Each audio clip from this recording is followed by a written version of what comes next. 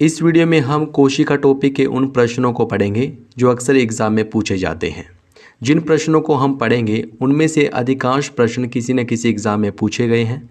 हम इस वीडियो में प्रत्येक प्रश्न को डिटेल में पढ़ेंगे, व्याख्या के साथ पढ़ेंगे। तो प्लीज़ आप इस वीडियो को पूरा ज़रूर देखें। वीडियो बहुत ही शानदार, बहुत ही ज़बरदस्त होगी। चलिए शुरू करते हैं। पहला प्रश्न है, कोशिका के केंद्रक के अतिरिक्त अन्य किस कोशिकांग में डीएनए पाया जाता है? इसका सही जवाब है ऑप्शन डी, माइटोकॉन्ड्रिया में। आइए इसकी डिटेल देख लेते हैं। डीएनए क्या है? डीएनए एक आनुवंशिक पदार्थ है जो माता पिता के जैविक गुणों को संतानों में हस्तांतरित करता है। यानी कि डीएनए के माध्यम से ही माता पिता के जैविक गुण उनकी संतानों में प्रवेश करते हैं। डीएनए जंतु और पादप कोशिकाओं के केंद्रक तथा माइटोकॉन्ड्रिया में पाया जाता है। यानी कि केंद्रक और माइटोकॉन्ड्रिया इन दोनों में पाया जाता है डीएनए। इसके अलावा पादपों और शैवालों की कोशिकाओं में पर्णहरित में भी डीएनए पाया जाता है। तो आपको याद रखना है, डीएनए पादप कोशिका और जंतु कोशिका के केंद्रक और माइटोकॉन्ड्रिया दोनों में पाया जाता है। इसके अलावा पादप और शैवालों की कोशिकाओं के पर्णहरित में भी डीएनए पाया जाता है। आइए बढ़ते हैं नेक्स्ट इंपॉर्टेंट क्वेश्चन की ओर। अगला प्रश्न है, किस कोशिकांग को कोशिका का ऊर्जा घर कहा जाता है? इसका सही जवाब है ऑप्शन बी, माइटोकॉन्ड्रिया। माइटोकॉन्ड्रिया को कहा जाता है कोशिका का ऊर्जा घर। आइए इसकी डिटेल देख लेते हैं। माइटोकॉन्ड्रिया क्या है? माइटोकॉन्ड्रिया एक अत्यंत महत्वपूर्ण कोशिकांग है जो कि विभिन्न आकृतियों में पाया जाता है। नेक्स्ट पॉइंट है, ग्लूकोज के एक अणु से 38 एटीपी अणुओं का निर्माण होता है, जिनमें से 34 एटीपी अणु माइटोकॉन्ड्रिया में ही बनते हैं। एटीपी का मतलब क्या है? एटीपी मतलब एडिनोसिन ट्राइफॉस्फेट, ये इसकी फुल फॉर्म है और इसको कोशिका की ऊर्जा मुद्रा भी कहा जाता है। और जब एटीपी अणु फटते हैं तो ऊर्जा रिलीज होती है। यानी कि ऊर्जा किन में होती है? एटीपी में होती है, अर्थात एटीपी ही ऊर्जा का संग्रहण करते हैं। तो ग्लूकोज के एक अणु से कितने एटीपी अणु बनते हैं? 36 एटीपी अणु बनते हैं, जिनमें से 34 एटीपी अणु तो अकेले माइटोकॉन्ड्रिया में बनते हैं। यानी कि माइटोकॉन्ड्रिया ऊर्जा रिलीज करता है, इसलिए माइटोकॉन्ड्रिया को कोशिका का ऊर्जा घर कहा जाता है। नेक्स्ट इंपॉर्टेंट क्वेश्चन है, किस कोशिकांग को कोशिका की आत्महत्या की थैली कहा जाता है? ये भी काफ़ी इंपॉर्टेंट प्रश्न है, कई बार एग्जाम में पूछा गया है। इसका सही जवाब होगा ऑप्शन बी, लाइसोसोम। लाइसोसोम को कहा जाता है कोशिका की आत्महत्या की थैली। क्यों कहा जाता है, आइए देख लेते हैं। देखिए, जब कोशिका के उपापचय में कोई व्यवधान उत्पन्न होता है या फिर कोशिका क्षतिग्रस्त होती है, कोशिका में कोई टूट फूट उत्पन्न होती है, तो इसके अंदर जो लाइसोसोम है वो फट जाते हैं। लाइसोसोम के फटने से इनमें से कुछ एंजाइम रिलीज होते हैं और ये एंजाइम पूरी की पूरी कोशिका का पाचन कर देते हैं, जिसको कहा जाता है आत्ममलन, और इससे पूरी कोशिका नष्ट हो जाती है। इसलिए लाइसोसोम को आत्महत्या की थैली कहा जाता है। नेक्स्ट इंपॉर्टेंट क्वेश्चन की ओर बढ़ते हैं। अगला प्रश्न है, निम्नलिखित में से कोशिका के केंद्रक की खोज किसने की? इसका सही जवाब होगा ऑप्शन बी, रॉबर्ट ब्राउन ने। रॉबर्ट ब्राउन ने की है कोशिका के केंद्रक की खोज। आइए कोशिका से संबंधित कुछ महत्वपूर्ण बातें पढ़ लेते हैं।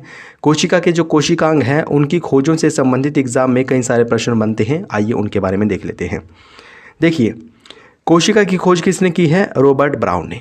और कोशिका सिद्धांत किसने दिया है? श्लाइडेन और स्वान। श्लाइडेन और स्वान इन दोनों वैज्ञानिकों ने कोशिका सिद्धांत दिया है, जिसके बारे में हम आगे पढ़ेंगे। जीव द्रव्य की खोज की है रॉबर्ट ब्राउन ने। माइटोकॉन्ड्रिया की खोज की है रिचर्ड अल्टमान ने। और लाइसोसोम की खोज की है सीडी डुवे ने। और लाइसोसोम को ही क्या बोला जाता है? कोशिका की आत्महत्या की थैली।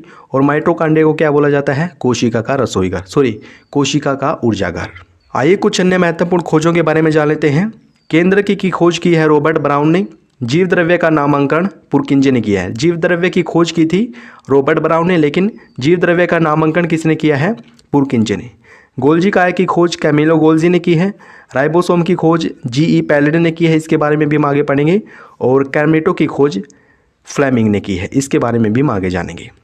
तो आप इन सभी खोजों को ज़रूर याद रखें, यहाँ से एग्जाम में प्रश्न बनते हैं।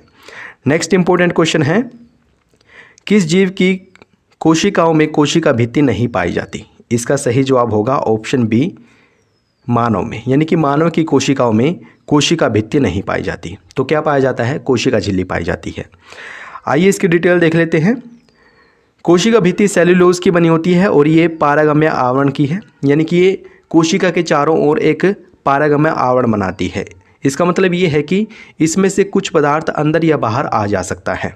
कोशिका भित्ति कोशिका को संरचनात्मक दृढ़ता प्रदान करती है और साथ ही साथ यांत्रिक सहारा भी देती है।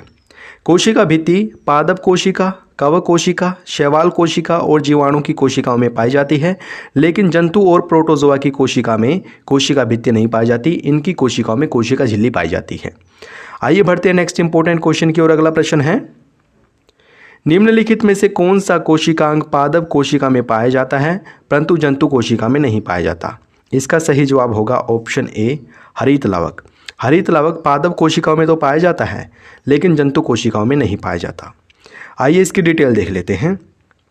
हरित लवक पादप कोशिकाओं में पाए जाने वाला एक लवक का प्रकार है। पादप कोशिकाओं में 3 प्रकार के लवक पाए जाते हैं, अवर्णी लवक, वर्णी लवक और हरित लवक। जो हरित लवक है इसके अंदर पर्णहरित होता है, जिसकी सहायता से पादप कोशिकाएं प्रकाश संश्लेषण की क्रिया करती है और अपना भोजन बनाती है। इसलिए हरित लवक को पादप कोशिका का रसोई घर कहा जाता है। मोस्ट इंपॉर्टेंट पॉइंट है, ये भी याद रखें।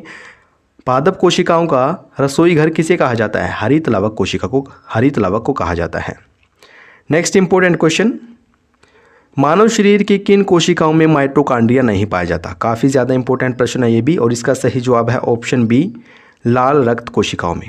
लाल रक्त कोशिकाओं में माइटोकॉन्ड्रिया नहीं पाया जाता। आइए इसको विस्तार से जान लेते हैं। स्तनधारियों की विकसित लाल रक्त कोशिकाओं में माइटोकॉन्ड्रिया और केंद्रक नहीं पाया जाता। हम स्तनधारी हैं, ठीक है ना, हम स्तनधारी हैं और हमारी कोशिकाओं में माइटोकॉन्ड्रिया भी नहीं पाया जाता। कौन सी कोशिकाओं में? लाल कोशिकाओं में, लाल रक्त कोशिकाओं में ना तो माइटोकॉन्ड्रिया पाया जाता है और ना ही केंद्रक पाया जाता है। लाल रक्त कोशिकाओं का काम क्या है? फेफड़ों से कोशिकाओं तक ऑक्सीजन का परिवहन करना और फिर कोशिकाओं से फेफड़ों तक कार्बन डाइऑक्साइड का परिवहन करना, ये लाल रक्त कणिकाओं का मुख्य कार्य है। नेक्स्ट इंपॉर्टेंट क्वेश्चन है, राइबोन्यूक्लियोप्रोटीन कण कहा जाता है? इसका सही जवाब होगा ऑप्शन बी, राइबोसोम को। आइए इसको विस्तार से देख लेते हैं। राइबोसोम लगभग गोलाकार सघन सूक्ष्म कण होते हैं जो अंतःप्रद्रव्य जालिका पर जुड़े होते हैं। किसके साथ जुड़े होते हैं ये? अंतःप्रद्रव्य जालिका के साथ। राइबोसोम राइबोन्यूक्लिक अम्ल और प्रोटीन से निर्मित होते हैं और इसलिए इनको राइबोन्यूक्लिक प्रोटीन कहा जाता है। जो राइबोसोम है ये जीवित कोशिकाओं में पाए जाते हैं, सभी जीवित कोशिकाओं में ये पाए जाते हैं और इनका मुख्य कार्य है अंतःप्रद्रव्य जालिका पर प्रोटीन का संश्लेषण करना। मोस्ट इंपॉर्टेंट पॉइंट है ये, याद रखें। राइबोसोम है जो ये अंतःप्रद्रव्य जालिका पर पाए जाते हैं और ये क्या काम करते हैं? प्रोटीन का संश्लेषण करते हैं। कई बार एग्जाम में पूछा जाता है कि प्रोटीन का संश्लेषण किस कोशिकांग द्वारा किया जाता है? राइबोसोम के द्वारा किया जाता है। नेक्स्ट इंपॉर्टेंट क्वेश्चन है, गुणसूत्र निम्नलिखित में से किसका परिवर्तित रूप है? इसका सही जवाब होगा ऑप्शन ए, क्रोमैटिक धागों का। क्रोमैटिक धागों से ही गुणसूत्र बनते हैं, लेकिन कैसे? आइए देख लेते हैं। क्रोमैटिक धागे केंद्रक में एक जाल सदृश संरचना में पाए जाते हैं जो न्यूक्लियोप्रोटीन से निर्मित होते हैं। यानी कि जो क्रोमैटिक धागे हैं ये केंद्रक में जाल जैसी संरचना में पाए जाते हैं। किसके बने होते हैं? ये न्यूक्लियोप्रोटीन के बने होते हैं। जब कोशिका विभाजन होता है तो ये धागे टूट टूट कर छोटे और मोटे हो जाते हैं, यानी कि छड़ों में विभाजित हो जाते हैं और फिर उन्हीं को क्या बोला जाता है? गुणसूत्र। जो गुणसूत्र हैं ये न्यूक्लिक अम्ल और क्षारीय प्रोटीन से बने होते हैं। अब ये भी याद रखें, डीएनए की क्रियात्मक इकाई क्या है? जीन है। कई बार एग्जाम में ये भी पूछा गया है। नेक्स्ट इंपॉर्टेंट क्वेश्चन है, मानव शरीर में पाई जाने वाली सबसे छोटी कोशिका है? इसका सही जवाब है ऑप्शन बी, शुक्राणु। आइए इसे विस्तार से देख लेते हैं। मानव शरीर में पाई जाने वाली सबसे छोटी कोशिका शुक्राणु है और सबसे बड़ी कोशिका अंडाणु है, लेकिन प्रकृति में पाई जाने वाली सबसे छोटी कोशिका माइकोप्लाज्मा गैलीसेप्टिकम है और सबसे बड़ी कोशिका है शुतुरमुर्ग का अंडा। नेक्स्ट क्वेश्चन, ये प्रश्न भी काफ़ी ज़्यादा इंपॉर्टेंट है। प्रारंभिक तथा सरल संरचना वाली कोशिकाएं हैं? इसका सही जवाब होगा ऑप्शन सी, प्रोकैरियोटिक कोशिका। जो प्रोकैरियोटिक कोशिका हैं ये सरल संरचना वाली कोशिकाएं हैं और साथ ही साथ ये प्रारंभिक कोशिकाएं भी हैं। आइए इसकी व्याख्या देख लेते हैं। प्रोकैरियोटिक कोशिकाएं प्रारंभिक तथा सरल संरचना वाली कोशिकाएं हैं। क्यों? क्योंकि इनके केंद्रक में झिल्ली नहीं होती है। इवन जो इनके कोशिकांग होते हैं, याद रखें, प्रोकैरियोटिक कोशिका में जो कोशिकांग होते हैं उनके चारों ओर झिल्ली नहीं पाई जाती, इसलिए ये कोशिकाएं प्रारंभिक और सरल संरचना वाली होती हैं। केंद्रक में पाए जाने वाले पदार्थ न्यूक्लियोइड नामक अनियमित आकार के क्षेत्र में पाए जाते हैं। प्रोकैरियोटिक कोशिका विषाणु, जीवाणु, नील हरित शैवाल में पाई जाती हैं। कुछ विषाणु ऐसे भी होते हैं जिनमें कोशिका ही नहीं पाई जाती, लेकिन अगर विषाणुओं में कोशिकाएं पाई जाती है तो कौन सी कोशिका होगी? प्रोकैरियोटिक कोशिका होगी। नेक्स्ट इंपॉर्टेंट क्वेश्चन, पूर्ण विकसित कोशिकाओं का प्रकार है। इसका सही जवाब होगा ऑप्शन ए, यूकैरियोटिक कोशिका। यूकैरियोटिक कोशिका संरचनात्मक रूप से पूर्ण विकसित होती है और इसके केंद्रक में या फिर जो अन्य कोशिकांग होते हैं उनके चारों ओर झिल्ली होती हैं, इसलिए ये संरचनात्मक रूप से पूर्ण विकसित होती हैं। लेकिन जो प्रोकैरियोटिक कोशिका है उसके अंदर जो कोशिकांग पाए जाते हैं वो झिल्ली युक्त नहीं होते। यूकैरियोटिक कोशिका को दो भागों में बांटा जा सकता है, जंतु कोशिकाएं और पादप कोशिकाएं।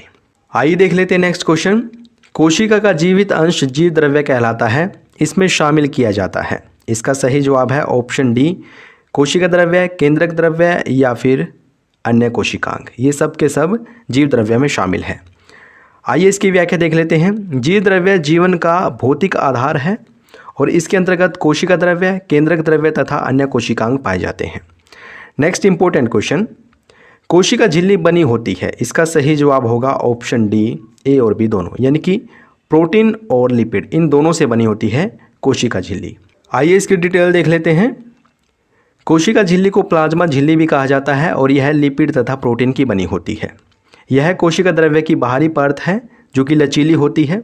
इसका लचीलापन कोशिका को बाहरी पर्यावरण से भोजन तथा अन्य पदार्थ ग्रहण करने में सहायता प्रदान करता है, यानी कि ये भी पारगम्य आवरण की होती है, पारगम्य आवरण बनाती है, क्योंकि इसके अंदर से जो भोज्य पदार्थ हैं या फिर अन्य पदार्थ हैं वो कोशिका में प्रवेश कर सकते हैं इसके माध्यम से।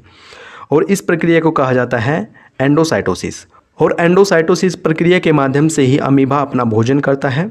कोशिका झिल्ली का निर्माण 3 परतों में होता है, बाहरी परत, आंतरिक परत और मध्यम परत। जो बाहरी तथा आंतरिक परत है ये प्रोटीन की बनी होती है और जो बीच वाली परत है, मध्य परत है, ये लिपिड तथा वसा की बनी होती है। आइए बढ़ते हैं नेक्स्ट इंपॉर्टेंट क्वेश्चन की ओर। अगला प्रश्न है, कोशिका सिद्धांत प्रस्तुत करने वाले वैज्ञानिक थे। इसका सही जवाब होगा ऑप्शन सी, एमजे श्लाइडेन और थियोडोर स्वान। इन दोनों वैज्ञानिकों ने कोशिका सिद्धांत दिया था। आइए इसकी व्याख्या देख लेते हैं। कोशिका सिद्धांत का प्रतिपादन एमजे श्लाइडेन और थियोडोर स्वान ने किया है। कोशिका सिद्धांत क्या कहता है? ये कहता है कि सभी जीवों का शरीर एक या फिर अधिक कोशिकाओं से मिलकर बना है। जितने भी जीव हैं उनका शरीर या तो एक कोशिका से मिलकर बना है या फिर अनेक कोशिकाओं से मिलकर बना है। लेकिन कुछ जीव ऐसे भी हैं जिनके शरीर में कोशिका नहीं पाई जाती और वो इस सिद्धांत का अपवाद हैं, इस सिद्धांत का विखंडन करते हैं। आइए उस जीव के बारे में जान लेते हैं इस प्रश्न के माध्यम से। प्रश्न है, कोशिका सिद्धांत का अपवाद है। इसका सही जवाब होगा ऑप्शन बी, विषाणु। विषाणु कोशिका सिद्धांत का अपवाद है और ये कोशिका सिद्धांत किसने दिया था? श्लाइडेन और स्वान ने दिया था, जिसमें ये कहा गया है कि प्रत्येक जीव की उत्पत्ति एक कोशिका या फिर अनेक कोशिका से हुई है, लेकिन विषाणु के शरीर में एक भी कोशिका नहीं पाई जाती। मैंने पीछे भी बोला है कि कुछ विषाणु ऐसे होते हैं जिनके शरीर में कोशिका पाई जाती है। अगर कोशिका पाई जाती है तो वो कैसी कोशिका होगी? प्रोकैरियोटिक कोशिका होगी। लेकिन कुछ विषाणु ऐसे हैं जिनके शरीर में एक भी कोशिका नहीं पाई जाती और वो विषाणु कोशिका सिद्धांत का अपवाद हैं। नेक्स्ट क्वेश्चन है, जीवन की मूलभूत इकाई क्या है? इसका सही जवाब होगा ऑप्शन सी, कोशिका। कोशिका जीवन की मूलभूत इकाई है। आइए इसकी व्याख्या देख लेते हैं। प्रत्येक जीव की उत्पत्ति एक कोशिका से होती है और प्रत्येक कोशिका एक स्वतंत्र इकाई होती है तथा शरीर की सभी कोशिकाएं सामूहिक रूप से काम करती है। कोशिका की उत्पत्ति में केंद्रक प्रमुख भूमिका निभाता है। जब कोशिका का विभाजन होता है तो सबसे बड़ी भूमिका किसकी होती है? केंद्रक की होती है। तो दोस्तों ये थे कोशिका से संबंधित कुछ महत्वपूर्ण प्रश्न। आशा करता हूँ आपने इनको अच्छे से सीखा होगा और इस वीडियो को एंजॉय किया होगा। अगर आपको ये वीडियो अच्छी लगी है तो प्लीज़ इसको लाइक और शेयर करना न भूलें। अगर आपने चैनल को सब्सक्राइब नहीं किया है प्लीज़ अभी सब्सक्राइब करें। ये वीडियो देखने के लिए आपका बहुत बहुत धन्यवाद।